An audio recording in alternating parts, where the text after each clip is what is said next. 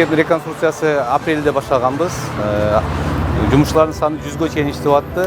Реконструкция бул эми биз фундаментинен баштап, общий крышасын алып, фундамент усиление кылдык, стеналарды усиление швак, анын полностью отделочный работа жасадык. Сапасына кепилдик беребиз. Бардык таза материалдан жасалган.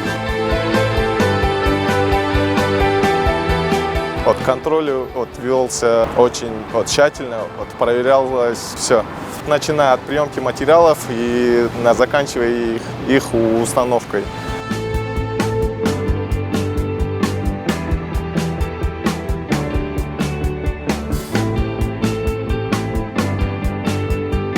Менин иш жерде 2 неберем окуйт. Ушул мектептин ачылганына абдан толкунданып, жөн эле чөгү жок сүйүнүп атабыз. Балдарыбыз да ушунчалык сүйүнүштү. Жыргадыкта эми 3 жыл темселедик. Ошол күндүн баары бир күнчө көрүнбөй келип, мына жаркыраган мектепке кирип, ушинтип откорганыбызга рахматыбызды айтып таазим кылабыз.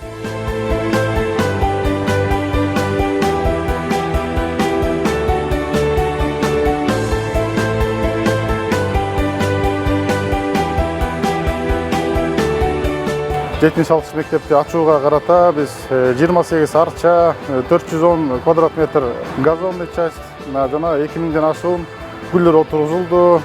Жана бизге берилген тапшырмалар так жана убагында аткарылып бүттү.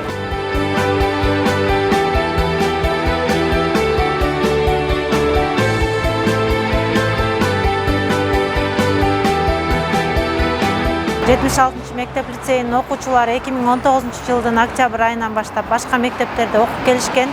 Мына бүгүндөн баштап өзүбүздүн мектебибизге келдик.